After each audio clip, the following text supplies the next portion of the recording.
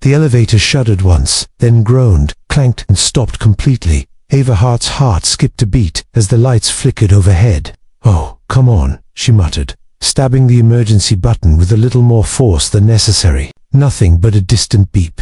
She looked at the mirrored walls surrounding her, and then at the stack of files in her hands, documents she wasn't even supposed to deliver. Not tonight. Not to him. But here she was, trapped in a penthouse elevator, on the top floor, with no one answering the emergency line. And somewhere in the shadows of this building was the one man she had sworn to never cross paths with again, the arrogant, magnetic, heartbreakingly complicated billionaire who'd once ruined everything she believed in. Ava wasn't the kind of woman who got flustered easily. Raised by a single mother who worked double shifts and instilled in her the value of hard work, Ava had clawed her way through college with scholarships and late nights. At 27, she was assistant project manager at a rising architectural firm. In Manhattan, no fluff, no frills, just grit and quiet goals. She didn't do red carpets, she didn't do billionaires, and she definitely didn't do emotion. Which is why it was ironic, almost cruel, that she ended up being the one assigned to deliver urgent papers to Landon Vale. Tech mogul, real estate kingpin, trust fund rebel turned empire builder. The tabloids called him New York's Diamond Bachelor.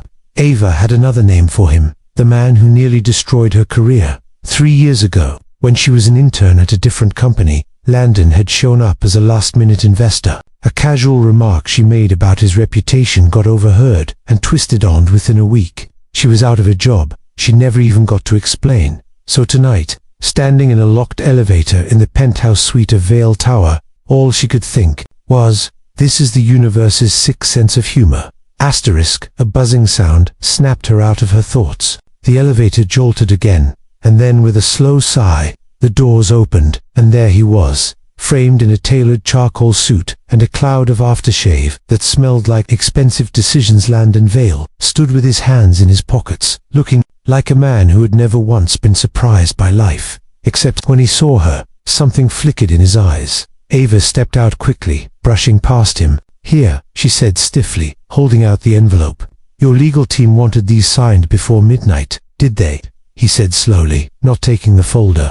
"Or did you just want a reason to see me again?" She turned, jaw tightening. "Please don't flatter yourself. If I had known it was your building, I'd have sent someone else." A long pause, and then he laughed, not arrogantly, but softly, almost sadly. "Still the same fire. I see you haven't forgiven me." She held his gaze. "You didn't give me a reason to." Thunder rolled outside the glass walls of the penthouse. The city skyline shimmered behind the rain. The power flickered again, and Ava heard a chime from her phone. "No signal. I'm leaving," she said abruptly, walking toward the elevator. But the doors stayed shut. Landon walked over to the smart panel, tapped a few commands, and frowned. "Looks like the system's down."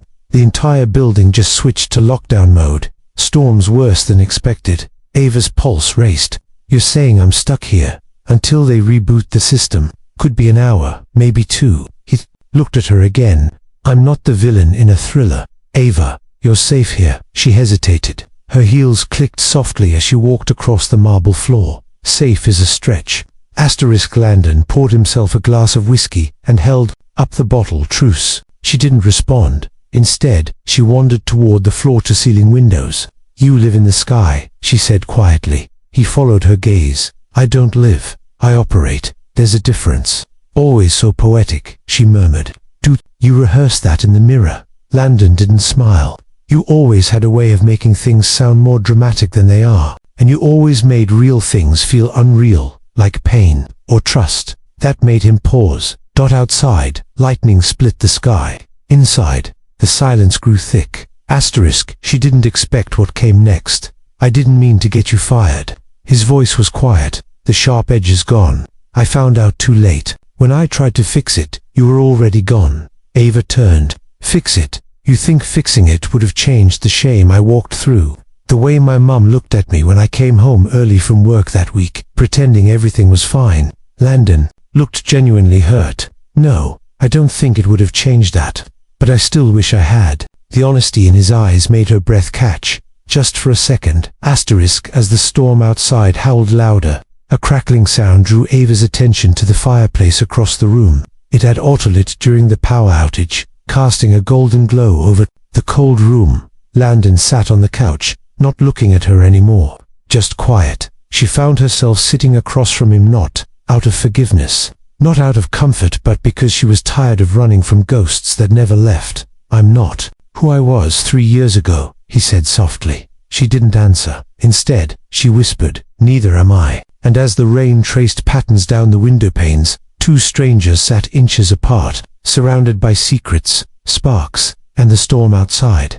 The fire whispered softly, casting golden flickers across the marble floors and tall windows of the penthouse. Outside, the storm raged louder than before, a relentless pulse of wind and water hammering against the glass as if trying to break its way inside. Inside, it was strangely still except for the rhythm of 2 heartbeats, far too loud in the quiet. Ava sat on the far end of the couch, her legs curled beneath her, arms crossed, not out of defiance, but out of instinct. She didn't trust Easy, and definitely not here. Not now, not with him, yet something had shifted. It was in the way.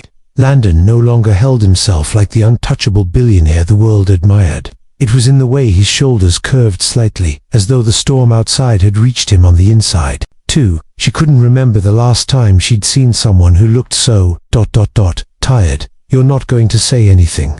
he asked gently, breaking the silence that had stretched too long. Ava's gaze didn't move from the fire. "What do you want me to say?" "Anything, even if it's anger, even if it's silence again, just not indifference." His voice was softer than she remembered. She hated that it pulled something inside her chest. Indifference. She echoed, "You think that's what this is?" He didn't answer, but the silence was answer enough. Ava finally turned to him. "Let me guess, you're not used to women ignoring you. Must be exhausting being wanted all the time but never truly known." That one hit its mark. Landon didn't flinch, but the flicker in his eyes gave him away. He looked at her then, not like a man who owned the room, but like a man suddenly afraid he might be losing something he hadn't even held yet.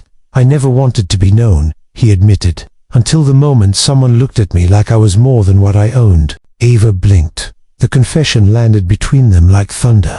"That someone wasn't me," she said slowly. He nodded. "No, but you were the first person who didn't want anything from me. That's what scared me most." His truth struck her like lightning, not because it was shocking, but because it was familiar. 3 years ago, she had walked away from the wreckage of her career, telling herself she didn't care, that she would rebuild, that she was stronger, and she had. But in doing so, she'd built walls so thick no one ever got through, not friends, not family, not even herself. "Why are you telling me this now?" she asked. "Because I finally have nothing left to prove," Landon said. "And because you're the only person who ever saw through me, even when I was trying to disappear." Ava shook her head. "I didn't see through you. I saw enough to know you weren't safe to get close to." "Maybe I wasn't then," he said quietly. "But maybe you weren't either." Something about that made her breath catch. It was terrifying realizing that behind her walls and his silence, they had both been running from the same thing. Not each other, but themselves. Another crack of thunder rolled over the skyline. The fire popped loudly, sending a trail of sparks upward. Landon stood and walked toward the window, his posture uneasy. "I built this tower thinking if I reached high enough, I'd finally be above the noise, the expectations, the past." He paused. "But all I did was trap myself. And now I'm trapped here with you," Ava said dryly, standing up and crossing her arms. "Yeah," he said, a small ironic smile tugging at his lips. "Funny how fate works." She walked slowly to the window, standing beside him. Below them, the city glimmered beneath the storm, lights blurred behind waves of rain. In this high-rise cocoon, the world felt far away, too far to hear the pain, but close enough to remember it. "Do you know what hurts most?" she asked, voice almost a whisper. "It's not that you didn't defend me. It's that you let me leave without saying goodbye. You didn't even try." He turned to her, and for the first time that night, the Playboy facade completely vanished. "I watched you leave because I thought I was protecting you," he said. "But I realize now I was protecting myself." She stared at him, and in that fragile moment, something in her chest cracked, not open, but enough to let air in. "You never came looking," she said, quieter now. "I did," Landon replied, "but you were already rebuilding." I didn't want to ruin that. Ava let out a soft, dry laugh. You think this? She motioned around, at herself, her life, her defenses, her anger, is what rebuilding looks like. I never healed. I just hid better than you did.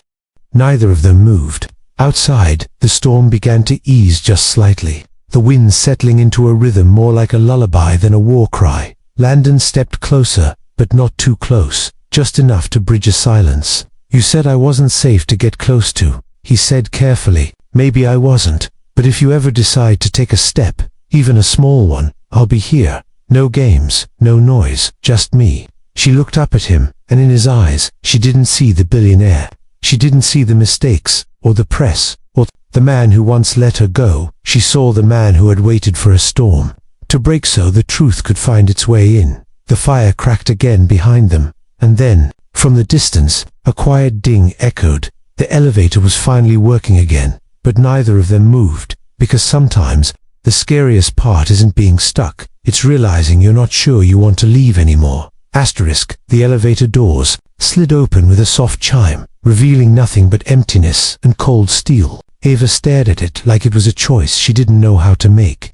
For hours, she had wanted a way out of the penthouse, out of the tension, out of the unresolved past pressing on her ribs like a stone. But now that the way was open, her feet wouldn't move. Landon stood behind her, quiet but present. He didn't plead, he didn't speak, he just waited. It was the first time anyone had given her silence without using it as a weapon. She took a step forward, then paused. You know, she said, without turning round, the first time I ever heard your name was in a lecture hall, not a magazine. A flicker of surprise crossed his face, though she couldn't see it. My professor called you the man who built empires out of broken rules. The kind of genius who didn't follow paths, just carved new ones. She took a breath. He said your success wasn't about money. It was about loneliness, that no one could outwork a man trying to outrun his pain. She turned slowly. Their eyes met. I didn't believe him then, and now? Landon asked, voice low. I think he was wrong, she whispered. I think you didn't build all this to outrun your pain. Her voice caught for just a second. I think you built it so no one would ever see how close it lived to you. The room grew very still. It wasn't a confession. It was a recognition. He stepped forward, now no performance, no charm, just a man stripped of every image the world had forced him to wear. There's a reason I never let people stay, Landon said. Not in this place, not in my life, because when they do, he exhaled, they see who I really am. And you think that's a bad thing? I did. He hesitated. Until you. Ava blinked hard. The storm outside was finally fading. The silence after the chaos almost deafening. She walked back inside the penthouse, past the open elevator, back into the golden warmth that shouldn't have felt like safety but did. She sat at the edge of the couch, not looking at him. You know what's strange? She said quietly. You're the most complicated man I've ever met. And yet, when I talk to you like this, it feels simple, not easy, but real. Landon moved to the opposite end of the couch. There was still space between them, but not distance. Maybe we've both been writing chapters we didn't want anyone to read, he said. And maybe that's why we recognized something in each other. Ava nodded slowly. But what if we're not supposed to be in each other's stories? What if this is only makes sense in a locked room during a storm? He tilted his head. Then let's see what happens when the doors are open and the sky is clear. For a long moment, they sat there.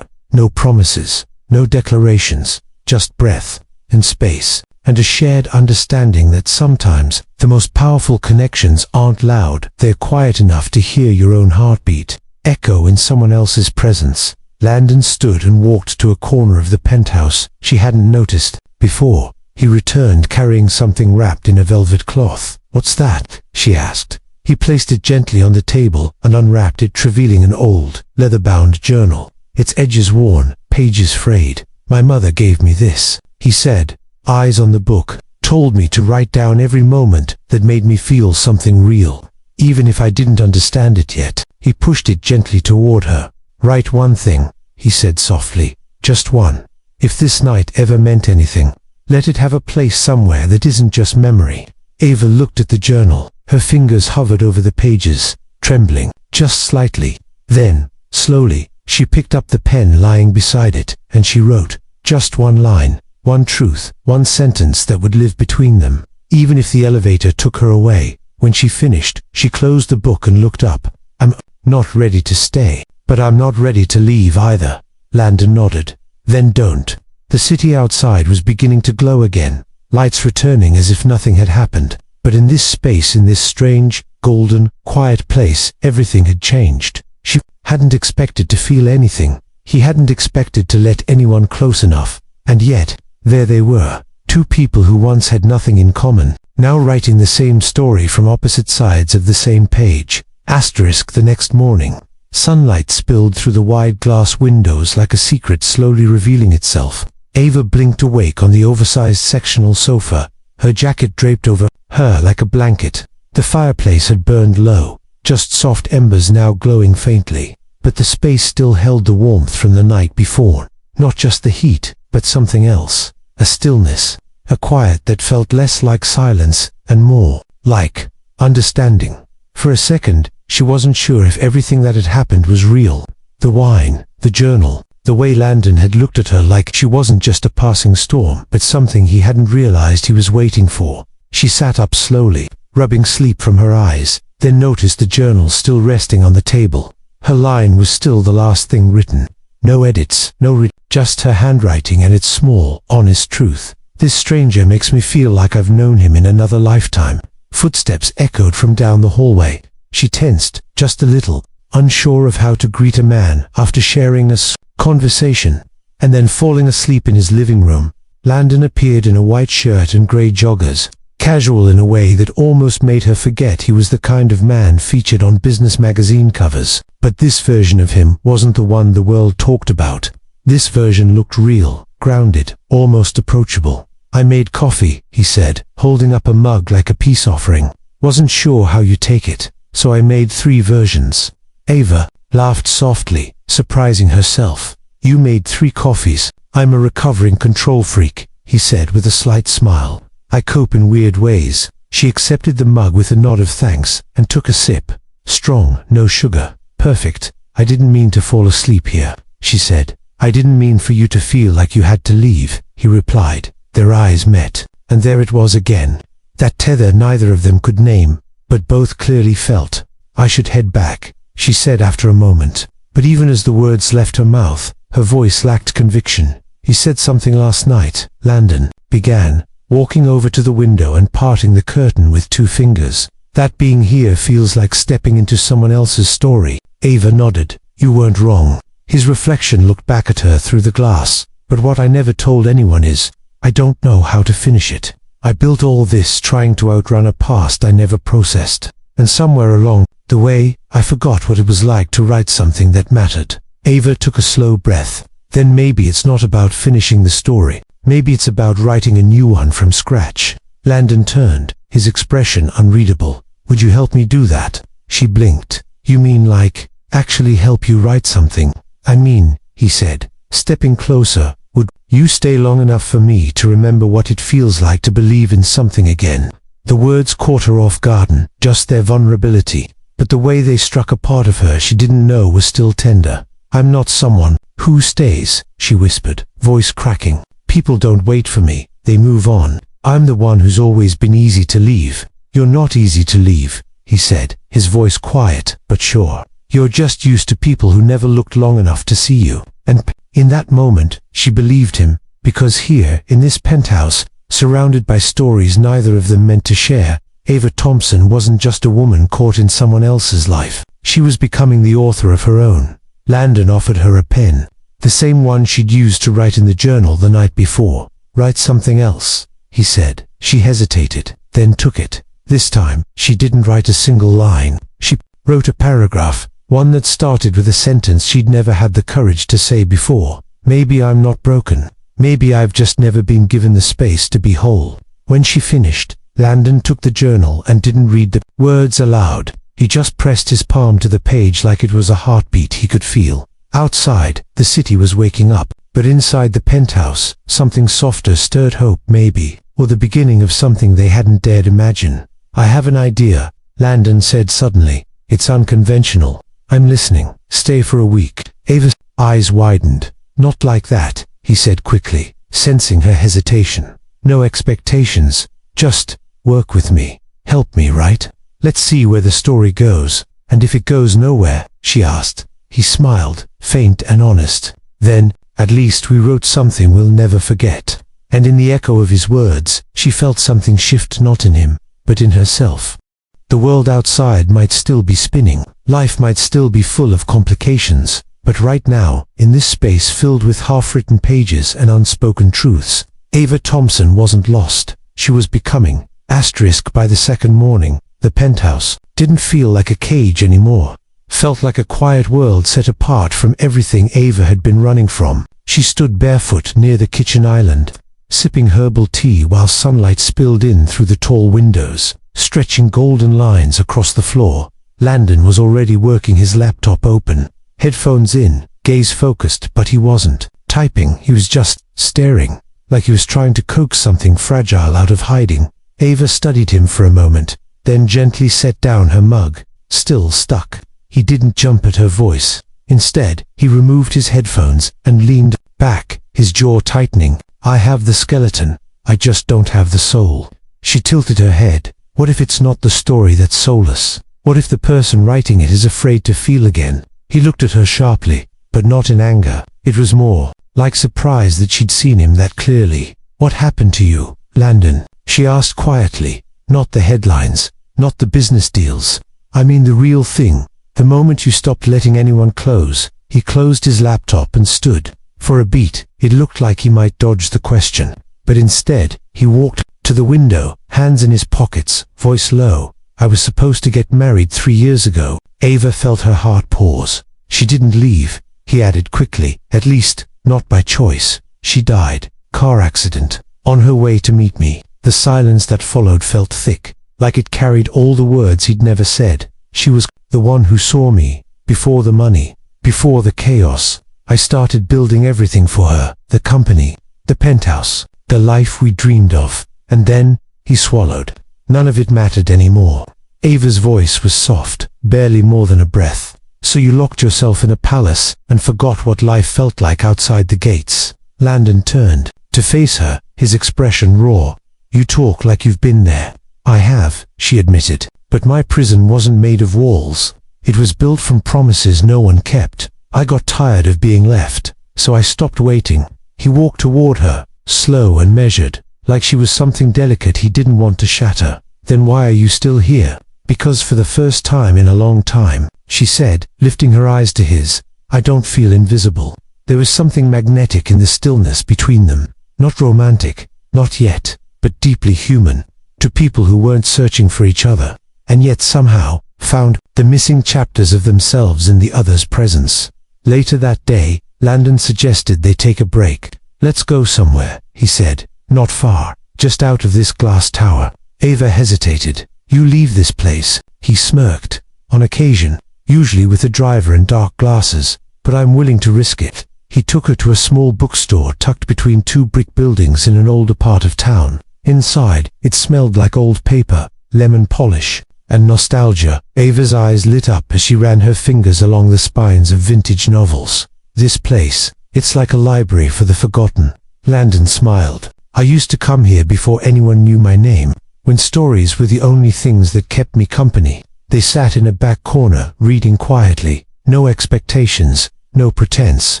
Just two souls relearning how to breathe in a world that moved too fast. And then something unexpected happened. A woman approached their table, holding a paperback. Her eyes widened when she saw Landon. Wait, aren't you? He braced, already forming the polite brush-off. But Ava stepped in with a gentle smile.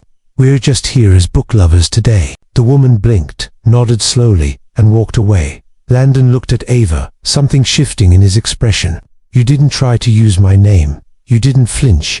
I don't care about the version of you on magazine covers, she said. I care about the version who still keeps his first typewriter. That night, back at the penthouse, Landon opened the journal again. Only this time, he handed it to Ava first. Write whatever you want. No rules. She took the pen, and her hand didn't shake. This place isn't magical, but maybe the people in it can be. He read it, smiled, and beneath her line he wrote, Then, let's keep writing, until we find out what magic really means. and neither of them said it, but in that moment, they both knew something was changing, and neither of them wanted to stop it. Ava didn't expect the day to start with laughter, not in a place like this, not with a man like Landon Wolfe. But that morning, as she stood in his kitchen wearing mismatched socks and sipping orange juice from a wine glass because all the regular cups were in the dishwasher, he leaned back in his chair, grinning, and laughed, really laughed. "You've been here 6 days," he said between chuckles,